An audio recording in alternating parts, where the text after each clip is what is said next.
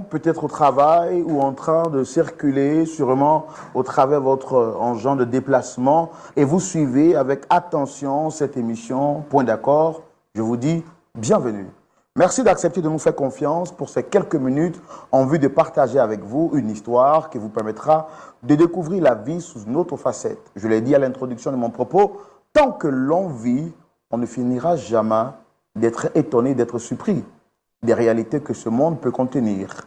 Je suis avec l'un des pasteurs les plus fidèles à la parole de Dieu. On l'appelle affectueusement pasteur Sagesse, mon très cher pasteur consultant. Shalom, pasteur. Shalom, mon frère Roland. Je suis très content d'être avec vous. C'est un plaisir pour moi de vous retrouver pour ce nouveau numéro de Point d'accord. Le plaisir est partagé. Mon pasteur à moi, comment vous allez? Oui, je vais bien. Maman, la famille, comment est-ce que tout le monde va bien? Tout le monde va bien. Tout le monde va bien. Je l'espère pour toi aussi. Hein. Ça va. On a la force qui vient de Dieu et Dieu est fidèle. Tout va bien. Ok. Ouais. Dieu merci. Quand pasteur Choumo est là, c'est qu'il y a la force. Il y a la force derrière. Pasteur, nous allons recevoir aujourd'hui, encore comme d'habitude, des frères qui viennent partager avec nous leur histoire. On veut bien comprendre. Cette fois-ci, c'est une jeune sœur du nom de Cynthia Botti qui a bien votre permission que nous recevons nos visiteurs. Est-ce qu'on peut recevoir la première? Oui, la famille s'agrandit. La famille s'agrandit. Oui. On connaît des gens de plus en plus. C'est ça.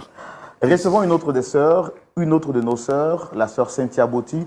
Recevons-la avec beaucoup de joie, sous vos applaudissements, s'il vous plaît.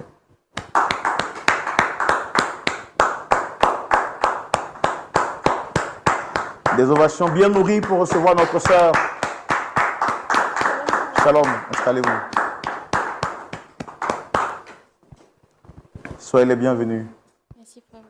Vous pouvez rapprocher un peu le micro de la bouche. D'accord. Vous m'avez l'air d'être beaucoup respectueuse. Oui, Je vous ai vu vous incliner en saluant. Pas besoin de le faire. Ici, on est en famille. Donc, je respecte votre respect, mais bon, sentez-vous libre. Ça va bien? ça va, frère. Merci d'être là. Vous êtes Cynthia Botti, d'autres trucs ou d'autres éléments à dire pour votre présentation? Oui. Moi, c'est Cynthia Botti. J'ai 17 ans et je viens fraîchement d'avoir mon bac. Félicitations. Merci, pasteur. C'est un bac quoi? Littéraire ou scientifique? Scientifique. Waouh. Vous êtes très forte en mathématiques alors? Mais bon, en tout cas, chacun a ses préférences. Donc, vous êtes Cynthia Botti, vous venez d'avoir votre examen, votre baccalauréat. Oui. Et bon, pour l'âge, ce n'est pas le plus important. Ça fait combien de temps que vous suivez l'émission? Comment est-ce que vous l'avez connue? Comment est-ce que vous avez découvert l'émission? Qui vous l'a recommandée? J'ai connu l'émission, ça va faire maintenant 1 an. C'est mes parents qui m'ont proposé un jour de regarder avec eux et puis j'ai aimé. Donc, chaque soir, je suis l'émission. D'accord. D'accord. Et quelles sont les personnes que vous voulez rencontrer sur le plateau? Mes parents. Vous avez un problème particulier avec eux? Non, pas vraiment. Mais il y a quelque chose que je n'arrive pas à comprendre au sein de ma famille. Raison pour laquelle je suis là aujourd'hui.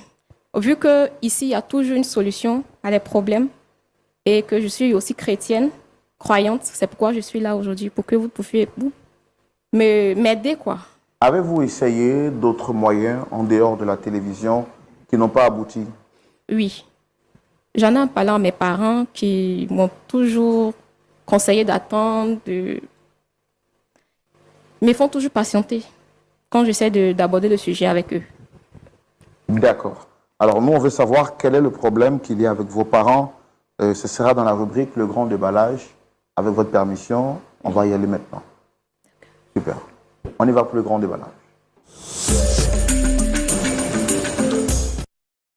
Alors, Dame Cynthia, vous nous dites que vous avez un petit malentendu avec vos parents.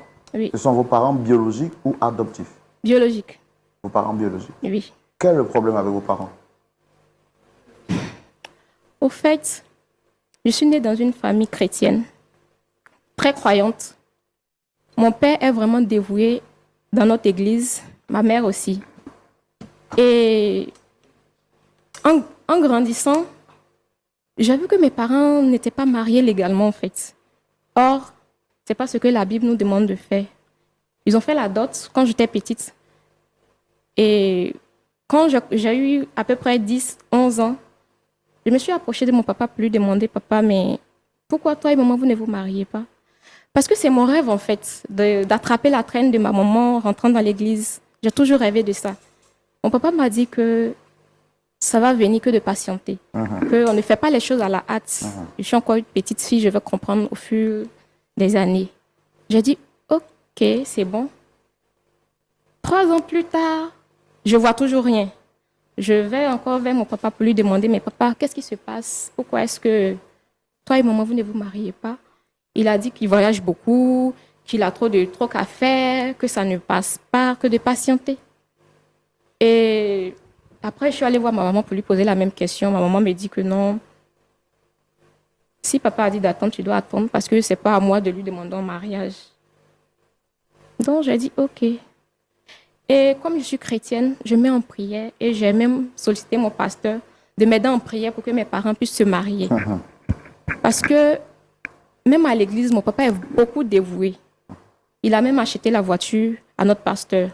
S'il y a des trucs hors de notre église, mais qui concernent, en tout cas tout ce qui concerne l'amour, l'aide qu'il peut apporter à quelqu'un, il n'a pas de souci avec. Il peut investir même plus que ce que toi-même tu penses.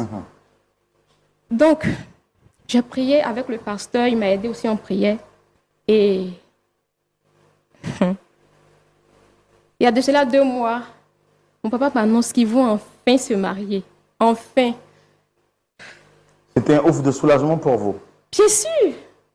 J'étais trop contente. J'en rêvais même. Et donc, on a commencé à faire les préparatifs du mariage. Toute joyeuse, ma maman aussi. Elle était très contente. Ainsi que mon papa d'ailleurs. On a même annoncé à l'église que mon papa se marie dans quelques mois. Tout le monde était heureux et tout. On a même organisé une petite fête à la maison pour l'occasion en fait. J'ai invité des amis, ils sont venus, on a bien fêté. Maintenant, il reste que 2 semaines pour le mariage. Une fois, je suis sortie avec des amis.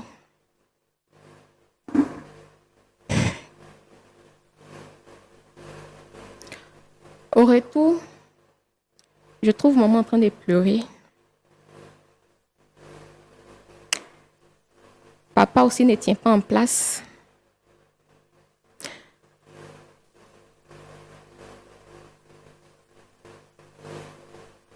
Je ne comprenais pas. Donc, vu que mes 2 parents étaient tristes, je me suis mis aussi à pleurer sans savoir même ce qui se passait. Parce que je n'avais jamais vu ma maman comme ça. C'est vrai que de temps en temps, elle pleurait quand on revenait des mariages. Souvent, à l'église, quand on revient des mariages, elle pleure. Je sens que ça ne va pas. Je lui pose la question, elle dit non, ça ne te regarde pas, tu es encore petite. C'est pas tout, c'est pas toutes les choses, tu dois poser la question dedans. Donc j'ai dit, ok. Donc là, mon papa me fait comprendre que il reporte le mariage. Ou carrément même que ça n'aura plus lieu. À 2 semaines du mariage. À 2 semaines du mariage. Pendant ce temps qu'ils ont déjà fait 15 ans. Essaye de parler un peu plus fort. 15 ans de vie commune. Je ne sais pas pourquoi il a pris cette décision. Donc, peut-être maman lui a fait quelque chose qui ne lui a pas plu. Ou l'inverse. Donc aujourd'hui, je suis là, frère Roland, pour que vous m'aidiez à trouver une solution à mes problèmes. Quand vous apprenez cela, est-ce que vous essayez de trouver des voies et moyens pour les réconcilier? Bien sûr. Bien sûr. J'ai appelé une tante. Puisque quand je les parle, ils me disent que ce n'est pas de mon âge. Donc j'ai appelé une tante pour au moins savoir ce qui se passe. Si peut-être l'autre a offensé l'autre. Pour qu'on puisse régler le problème en fait. Mais ma tante est venue, ils ont parlé. Après ça, elle m'a dit qu'elle me revenait, mais elle ne m'a plus appelé. Les parents aussi, ils ne sont pas trop là pour moi. Mon papa voyage beaucoup. C'est ma maman qui est là, mais elle aussi, elle refuse aussi de me dire quoi que ce soit. Donc aujourd'hui, je suis venue vers vous pour que vous m'aidiez à trouver une solution à mes problèmes. L'objectif pour vous, c'est quoi? Si j'ai bien compris, vos parents qui, après de nombreuses années, n'ont pas pu se mettre ensemble sur le plan, je veux dire, n'ont pas pu légaliser leur union. Oui, Votre rêve, c'était de les voir mariés. oui, c'est ça. C'est vrai, ils ont fait la cérémonie traditionnelle, Oui, mais il restait à faire la cérémonie civile. c'est ça. Et donc, vous les avez encouragés, vous avez prié pour que cela arrive. Oui. Quand, par la grâce de Dieu, vous avez entendu qu'ils devaient le faire, Mhm. vous avez fait une célébration avec des amis hôtes. Oui. Et à 2 semaines de leur mariage, votre père vous informe que le projet a été annulé, qu'il n'aura plus lieu. C'est ça. Alors, vous avez tenté de pouvoir les réconcilier, de comprendre quelle est la réelle motivation qui les emmène tout de suite à changer ce projet qui était à 2 semaines de se réaliser. Oui, Et n'ayant frère. pas pu trouver de solution, vous venez sur ce plateau aujourd'hui pour qu'on essaie de pouvoir vous aider à les réconcilier, à les mettre ensemble et voir votre rêve se réaliser, celui de les voir se marier. C'est ça, Frère Roland. C'est bien résumé? Oui, c'est ça. D'accord. Pasteur Tchoumou, Oui, c'est le problème de notre sœur Cynthia. d'accord. Elle dit qu'elle veut que ses parents se marient. Ok. Après 15 années de vie commune, ils ont fait la dot, mais son rêve, c'était de les voir aller au bout du processus du mariage, c'est-à-dire la cérémonie civile et la bénédiction nuptiale. À 2 semaines de réaliser ce rêve, ses parents viennent lui dire que ce mariage n'aura plus lieu. Donc pour elle, l'un a peut-être frustré l'autre. Donc elle mène des démarches en vue de pouvoir leur faire changer d'avis, mais ils restent campés sur leur décision. C'est comme ça qu'elle vient sur ce plateau pour qu'on puisse vraiment les aider. Elle croit que s'ils passent sur ce plateau,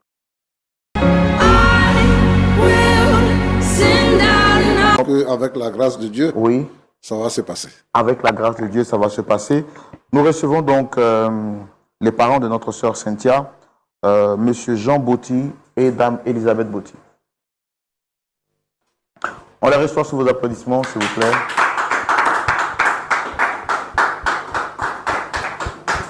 Shalom, installez-vous. Shalom, frère Roland. Vous allez bien? Oui, très bien. Soyez les bienvenus. Merci, frère Merci, Roland. frère Roland. Monsieur Jean Botti, Oui.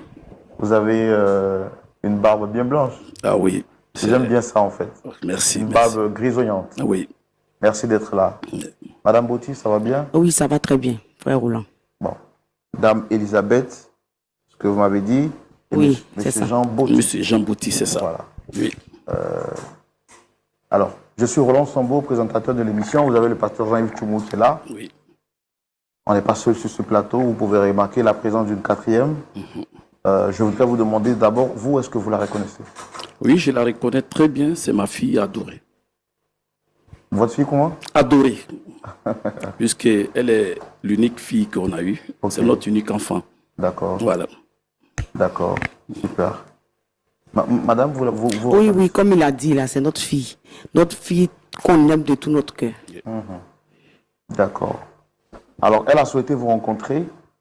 Comme vous êtes là, Oui. il y a un dicton qui dit que lorsque la tête est là, le genou ne porte pas le chapeau. Oui. Ok. On va lui laisser vous faire comprendre ce pourquoi elle vous a fait venir ici. Ok. Et puis ensuite, on verra comment est-ce qu'on peut trouver une solution, Il n'y a pas de un problème. point d'accord. Il n'y a pas de problème. L'émission a pour objectif de réconcilier les personnes. Donc, on va lui laisser la parole. Allez-y, madame. Merci. Papa, Oui. Ma fille. maman, Oui, mon cœur. si je vous ai convoqué ici aujourd'hui, c'est pas pour vous mettre mal à l'aise ou bien vous exposer. Je vous aime de tout mon cœur. Je veux le meilleur pour vous. Oui. J'ai toujours rêvé de votre mariage, vous savez. Il y a de cela 2 mois, papa, tu m'avais dit que tu allais faire le mariage avec maman. C'est J'étais juste. très, très, très, très heureuse. J'en ai parlé à tout le monde, toutes mes connaissances. Parce qu'il y a longtemps même que je vous demande ça. Ça fait près de 15 ans que vous êtes ensemble. Je vois que vous vous aimez. Papa, tu t'es investi vraiment dans l'église. Quand il s'agit de faire quelque chose, tu es le premier. Quand il s'agit de faire des dons à l'orphelinat, tu es le premier. Maman aussi, pareil. Mais il y a quelque chose qui me chagrine, en fait. Vous n'êtes pas mariés légalement.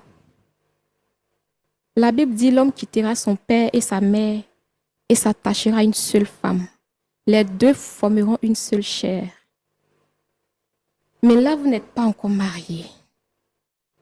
Il y a de cela 2 mois, tu avais dit que c'est bon, vous allez vous marier maintenant. Et il reste seulement que 2 semaines pour votre mariage, pour le grand jour dont j'ai toujours rêvé.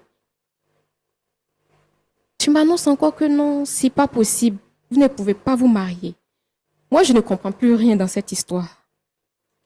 Si vous ne vous aimez plus, pourquoi est-ce que vous ne vous aimez plus? Dites-moi pour qu'on puisse arranger. Ou si maman t'a fait quelque chose, tu me dis, papa, Oui, ma fille, je t'écoute. on est beaucoup proches. Oui. Donc, au départ, il n'y avait pas de secret entre nous. On faisait notre petit magouille, elle n'est même pas au courant de quelque chose. On fait, on finit, c'est que si on est là, on a nos petits secrets. Mais à propos du mariage, tu veux rien me dire. Oh, je connais toute ta vie, mais à propos du mariage, tu veux rien me dire, je ne comprends pas. Donc, je vous ai invité ici aujourd'hui pour comprendre en fait. Si c'est pour vous demander pardon aussi, arranger, parce que je vais vous voir ensemble en fait. Mes amis ont leurs parents mariés, ils vivent ensemble, ils sont heureux. Ils font les voyages ensemble. Moi aussi, je rêve de ça. Et puis en plus, vous m'avez éduqué selon la parole de Dieu. C'est juste. C'est juste. Donc c'est pourquoi je suis là aujourd'hui, papa.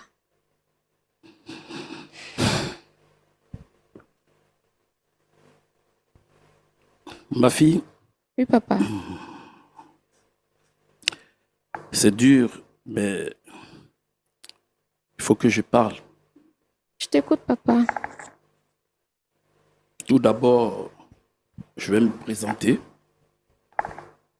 Je suis Monsieur Jean Bouty, architecte international. Je suis toujours entre deux avions. Je suis l'unique fils d'une famille. Ma mère est décédée quand j'étais petit en mettant au monde ma petite sœur. Et je me suis battu dans la vie pour donner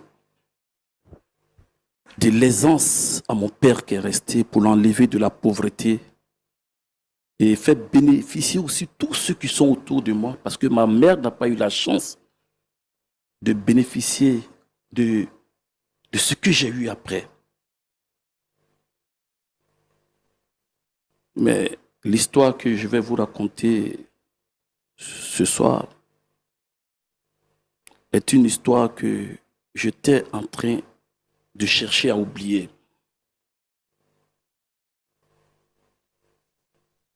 Ma chère Elisabeth, qui est à côté de moi, je l'ai connue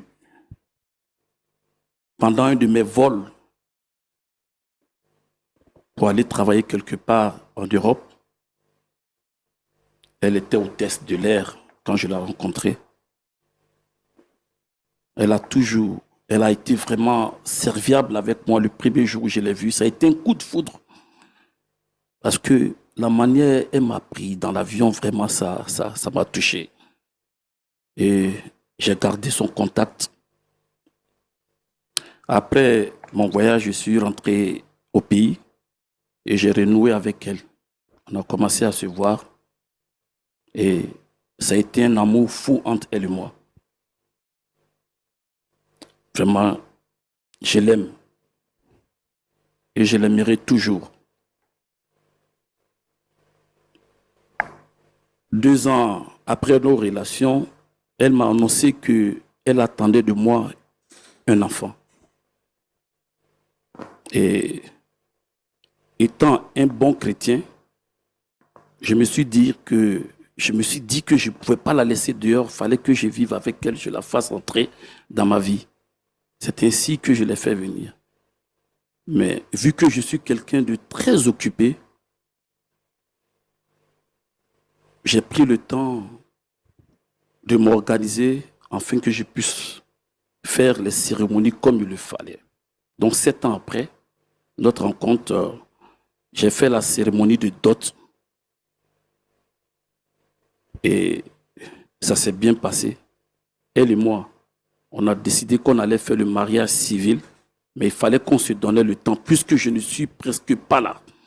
Je suis tout le temps parti.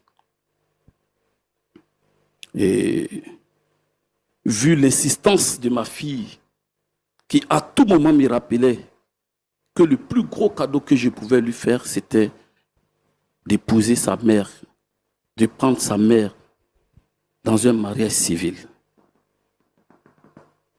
J'ai été touché et sa mère et moi, on a décidé de faire le mariage. Quand je rencontrais la mère de ma fille, Elisabeth, je l'ai connue avec sa tante. Je n'ai connu autre parent. Je n'ai pas connu autre parent, c'est sa tante seule que j'ai connue. Et malheureusement, quelques années plus tard, sa tante est décédée. Et quand elle est décédée, elle est restée avec son oncle. C'est avec son oncle que j'ai entamé les démarches de la dot. On a organisé la dot, une cérémonie qui s'est très bien passée.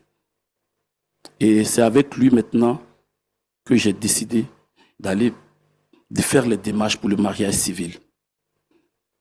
On a entamé les démarches, mais je me suis rendu compte que, à part l'oncle, il n'y avait pas d'autres parents. Ah, et quand je demandais à l'oncle où sont les autres parents, il dit non, vu que vous êtes restés longtemps ensemble, lui, il souhaiterait qu'on fasse ce mariage dans l'intimité, un mariage à quatre, sans que d'autres parents ne soient impliqués. Mais j'ai dit non. Moi, je suis quelqu'un qui a une forte présence à l'église, qui a une forte présence dans la communauté. Mais pourquoi, à moi, mon mariage, quelqu'un qui fait tant socialement, je dois rester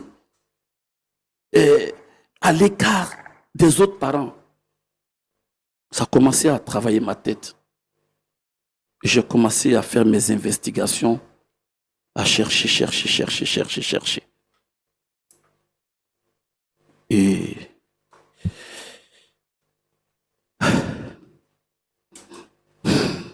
c'est dur. Ma fille, c'est dur. Et je suis allé découvrir que Elisabeth, Vous pouvez pas. Qu'est-ce que vous avez découvert? ma petite sœur, que je croyais morte, est Elisabeth.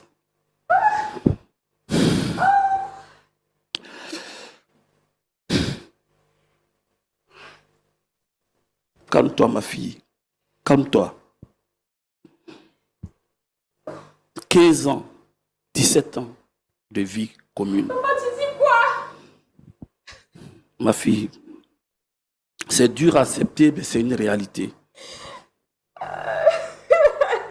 Ta mère est ma sœur biologique.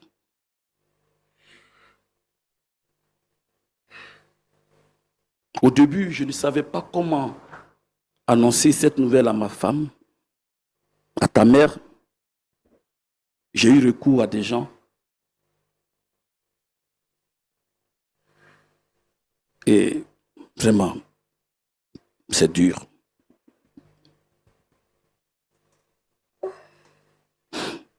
Vraiment, ma fille, c'est involontaire, mais c'est la triste réalité de la vie. Ta mère est bel et bien ma sœur biologique. Et étant un bon chrétien, je ne peux pas marier ma sœur, ça sera de l'inceste. Raison pour laquelle on a décidé d'annuler le mariage. On ne peut pas, ma fille. On ne peut pas. Calme-toi, on ne peut pas. Ils sont sur toi. Calme-toi, ma fille, calme-toi. On n'a pas voulu faire, on n'a pas voulu ça, mais c'est un coup de la vie. Il faut l'accepter. Calme-toi, ma fille. S'il te plaît, mon Calme-toi, enfant, s'il te calme-toi. plaît, mon bébé.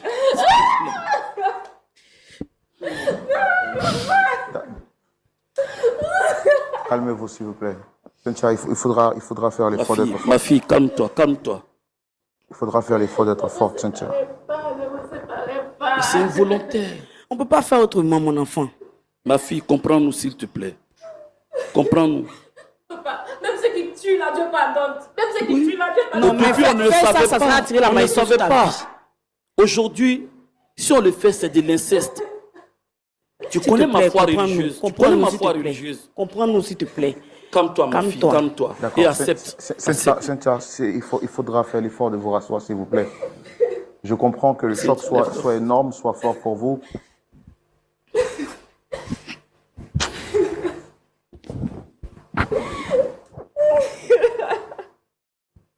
Ma fille, calme-toi. Tu es notre fille, tu es notre fille. Il faut l'accepter. Voilà la triste réalité. Voilà la raison qui me pousse aujourd'hui à laisser cette tendre et chère Elisabeth. Donc vous ne pouvez pas vous marier parce que vous avez découvert que vous étiez frères et sœurs. Oui. Nous sommes frères et sœurs. Frère Roland, tu te rends compte? 15 ans. 15 ans passés auprès d'un homme que j'ai aimé, j'ai chéri.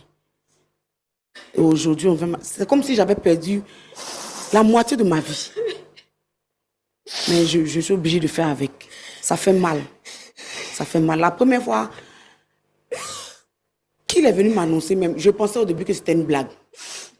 Vu qu'il est quitté au travail, il est venu avec des personnes. Donc quand il est venu, j'étais assise dans le canapé, je regardais la télévision. Quand il est venu, il m'a dit qu'il voulait me parler. J'ai dit, bon, comme il y a des étrangers, il y a des personnes, laisse-moi les recevoir d'abord, et puis après on parle.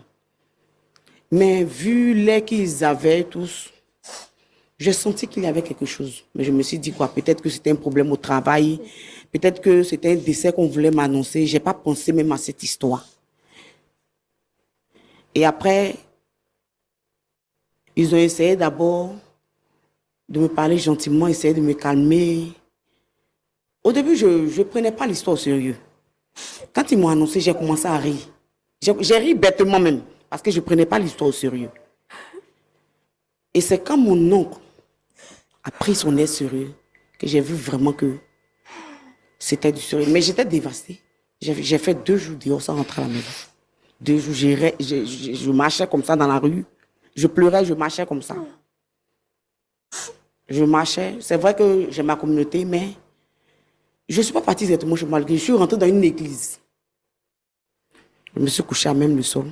En tout cas, je me suis vidée. J'ai pleuré, jusqu'à ce que je sois consolée. Le Saint-Esprit puisse me consoler, parce que moi-même, je ne peux pas me consoler. Et c'est après ça, j'ai accepté, puisque même si je ne veux pas, je suis obligée d'accepter. Donc c'est après ça que j'ai accepté. Et comme elle est encore petite, on ne peut pas venir lui dire ça ouvertement. Raison pour laquelle, quand elle nous a demandé, on a tourné autour du pot, tourné. Au fait, on cherchait un moyen propice pour pouvoir lui dire. On ne voulait pas lui annoncer ça comme ça. On cherchait un moyen propice. Et voilà qu'aujourd'hui, elle nous a convoqués ici. Malheureusement, c'est toute l'histoire qui est là. Mais Et actuellement, comment vous vivez? Est-ce que vous vivez mariétalement? Vous vivez sous le même toit? Vous êtes séparés? Bon, on est séparés. C'est... Le choc a fait que, comme j'ai dit là, j'ai quitté la maison. Parce que je n'en revenais pas. J'avais refusé. Je ne voulais pas accepter ça même. Avant qu'on nous dise de nous séparer, moi-même, j'avais pris la décision de quitter la maison parce que je voulais accepter d'abord. Quels sont Donc, vos rapports actuellement? Est-ce que vous vous aimez mutuellement ou c'est juste de l'amour fraternel? oui, c'est devenu de l'amour fraternel. Bon, moi, sincèrement, je ne peux pas dire ce que je ressens parce que je ne sais pas ce que je ressens actuellement. Donc, je ne peux pas dire ouvertement, je ne l'aime plus, mais c'est de la... Non, je ne sais pas. Puisque je suis encore confuse. Oui, donc je ne peux pas dire sincèrement. Mais j'ai un sentiment au fond de moi, je ressens comme du dégoût. Pas parce qu'il me dégoûte. Mais au fait, quand je pense à tout ce qu'on a fait, quand je m'assois souvent, je pense, il y a des choses vraiment qui me dépassent. Donc ça fait qu'actuellement, j'ai décidé de ne pas parler avec lui, pas parce que je lui en veux. Non, mais je veux d'abord me faire à l'idée, accepter d'abord. Ouais, c'est dur à accepter, mais c'est une triste réalité. Moi, je me sens trahi. Mais la faute à qui? À qui la faute? C'est un destin, c'est arrivé, il faut l'accepter. Papa, D'accord. Voilà. papa, je suis qui pour vous? Calme-toi, ma fille, calme-toi.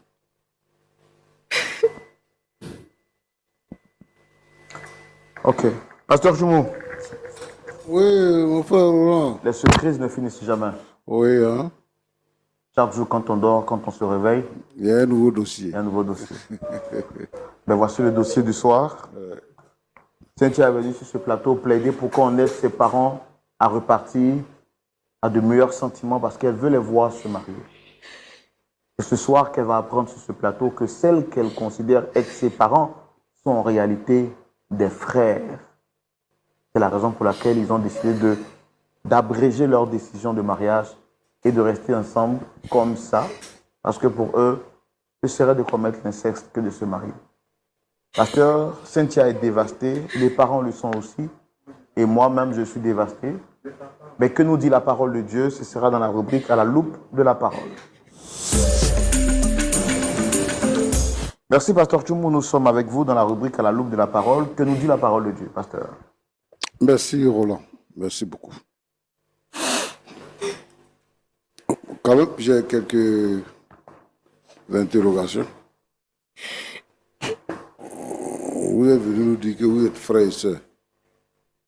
Vous n'êtes pas des jeunes. Vous n'êtes pas jeunes. Vous êtes d'un Effectivement. certain âge. Oui. Qui t'a dit que ta sœur était décédée?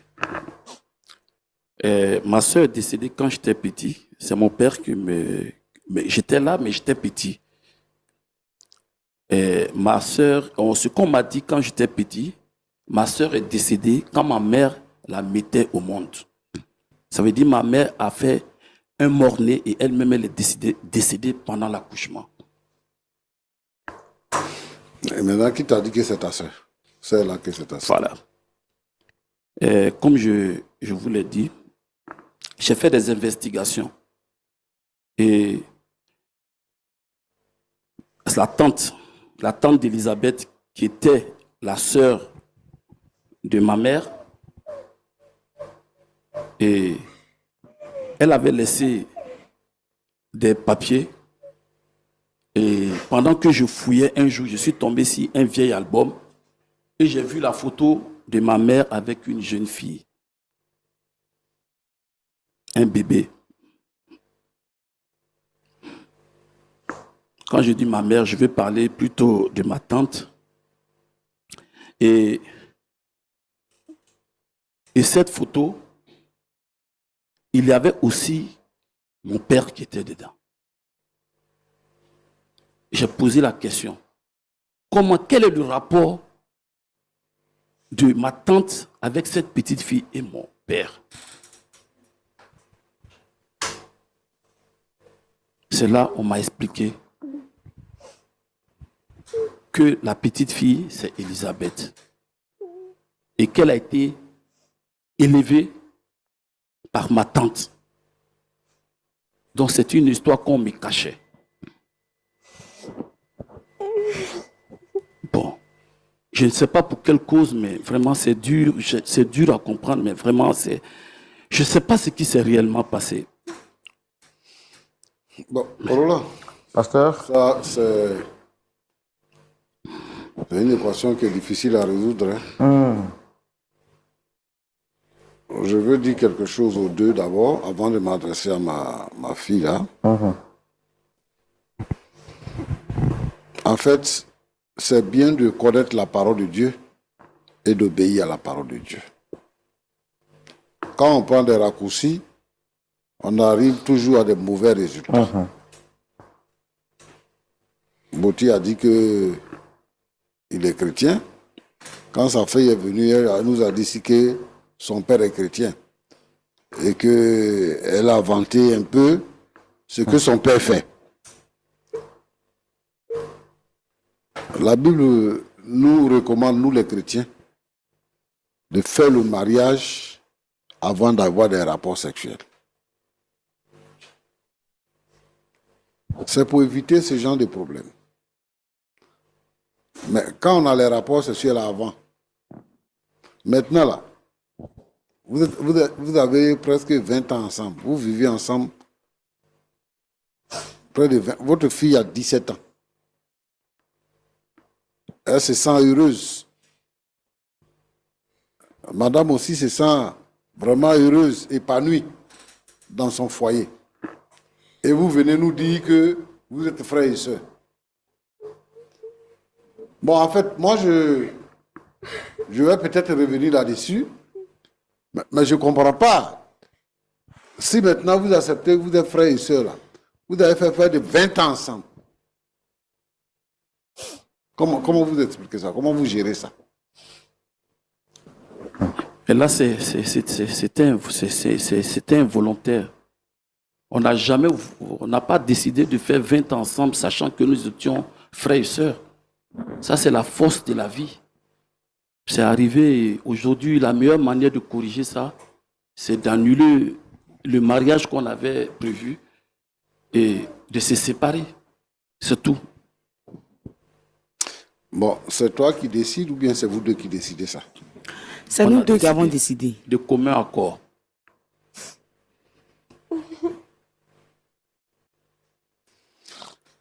Ce que moi je veux demander aux uns et aux autres ici, à partir de cette antenne, aujourd'hui là, nous sommes dans un monde développé. Quand je dis développé, c'est que dans les temps anciens, nos parents ne voyageaient pas, comme nous aujourd'hui. Et que quand ils faisaient les enfants grandissaient ensemble. Oui. On connaissait le père, on connaissait la mère, on connaissait les tantes, les oncles, on les connaissait. Mais aujourd'hui, c'est différent. Les gens voyagent. Et ça, ce n'est pas le premier cas que nous rencontrons. Les gens voyagent. Et ce qui est salutaire pour nous, les chrétiens, c'est que le Seigneur nous a donné d'avoir certaines attitudes avant d'aller dans le mariage. Les temps de fiançailles sont des temps où on n'a pas de rapport sexuel. Ce sont ces temps-là qu'on prend pour s'étudier, pour se connaître vraiment. Selon ce que Bouti explique, c'est que les parents même sont complices. Les parents sont complices. Parce qu'il dit que l'oncle dit que faut pas, les autres parents vont être informés de leurs relations, ils n'ont qu'à faire un mariage en cachette. Donc lui, il savait que c'est son frère. Mais pourquoi est-ce que lui, il cache ça pour que les gens aillent jusqu'au mariage? En tout cas, je loue leur courage et je pense qu'ils ont pris la bonne décision. Mais ce que je veux dire ici, c'est que il faut que les frères et les sœurs en Christ respectent la parole de Dieu, obéissent à la parole de Dieu, suivent à la lettre ce que la Bible nous demande. Pour éviter ce genre de problème. Moi, je ne peux pas encourager que des frères et des sœurs se marient. Surtout que quand eux-mêmes, ils ont découvert et qu'ils veulent se séparer. On ne peut pas dire mariez-vous coûte que coûte. On ne peut pas dire ça. Donc moi, je ne peux pas leur dire ça. Bon, ça c'est un cas d'école, c'est un exemple que les frères et les sœurs doivent voir. Quand tu rencontres quelqu'un, il faut vraiment connaître ses origines. Avant de t'aventurer. Il faut vraiment connaître ses origines pour éviter ce genre de situation. Ma fille Cynthia. Papa. Bon, tu es devenue grande. Papa. C'est vrai que ce qui arrive là, c'est un cas désespéré, mais moi je pense que tu dois accepter la décision de tes parents. Ce qui s'est passé, ce n'est pas de leur faute.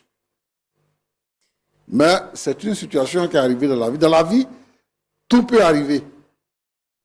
Et comme quelqu'un le disait, si tu n'as jamais vu quelque chose, il ne faut pas dire que ça n'existe pas. Ça existe ailleurs. Mais je crois qu'ils ont pris la bonne décision. Au départ, où ils ne savaient pas, ce n'était pas un problème. Mais maintenant, ils savent. Si tu sais que tu vis dans le péché, et puis tu continues de vivre dedans, Dieu va te juger. Tes parents t'aiment, c'est l'essentiel. Moi, je pense que il faut garder la tête haute. Et comme on dit chez nous, il faut refroidir ton cœur. Et puis, il faut te plier à la décision de tes parents. Parce que ta maman dit quoi? Elle dit qu'elle, actuellement, là, elle ne peut pas décrire les sentiments qu'elle a parce qu'elle est confuse pour l'instant. Je comprends que la confusion soit pour toute la famille. Mais avec la grâce de Dieu, on va trouver une porte de sortie. Mais ce que je voudrais conseiller, c'est que toi, tu dois accepter. Parce que quand même, si tu avais un frère, tu ne peux pas te marier avec ton frère. Hein? Oui, pasteur. Il y a les animaux, ils ne se marient pas entre frères et sœurs. Voilà. Donc, si Dieu a donné l'occasion pour que vous puissiez savoir la vérité, moi, je pense qu'il faut se plier à la vérité. Et il faut respecter à partir de là, la volonté de Dieu. Donc, que Dieu te bénisse. Amen. Oui, c'est ce que je peux dire. Merci beaucoup. Vous avez écouté la parole du pasteur? Oui. Oui, frère Encore une Roland. seconde, quelque chose à dire de part et d'autre? Comme je l'ai dit là, je suis tellement bouleversée. Je prie à l'instant. La chose la plus précieuse que je veux, c'est que Dieu m'apaise. Que Dieu permette que le Saint-Esprit vienne me consoler. Parce que vraiment, je ne sais pas comment on fait pour m'en remettre. Monsieur Botti? Oui. Ce que je ne sais plus si je dois dire ma soeur ou bien ma fiancée, je ne sais pas. Mais ce que Elisabeth vient de dire, je crois que c'est juste. Et moi, ce que je peux dire comme dernier mot, je demande pardon à ma fille d'accepter de vivre cette triste réalité. Parce qu'on n'a pas cherché ça. C'est un coup de la vie. C'est arrivé, il faut l'accepter. Il faut qu'on cherche à vivre une nouvelle histoire. Une histoire encore plus décente. C'est une leçon pour toi-même qui est encore jeune. Tu dois savoir où mettre les pieds. D'accord. Merci. Cynthia, un mot en 30 secondes par rapport à tout ce que le pasteur vient de dire. D'abord, je voulais dire merci au papa, pasteur. Merci aussi à frère Roland de m'avoir écouté, de m'avoir aidé. Même si actuellement, je ne vois pas ça comme une aide pour autant. Comme je suis une chrétienne, je sais qu'avec la Bible, la parole de Dieu, je pourrais mieux comprendre. Sinon, actuellement, je suis trop confuse. Mais néanmoins, je vous dis merci et je rends gloire à Dieu. Parce que c'est un poids aussi qui quitte sur mon épaule, en sachant que ça ne peut plus être possible. Je ne vais plus rêver à ça. Je vais me contenter juste de vivre comme ça. C'est tout.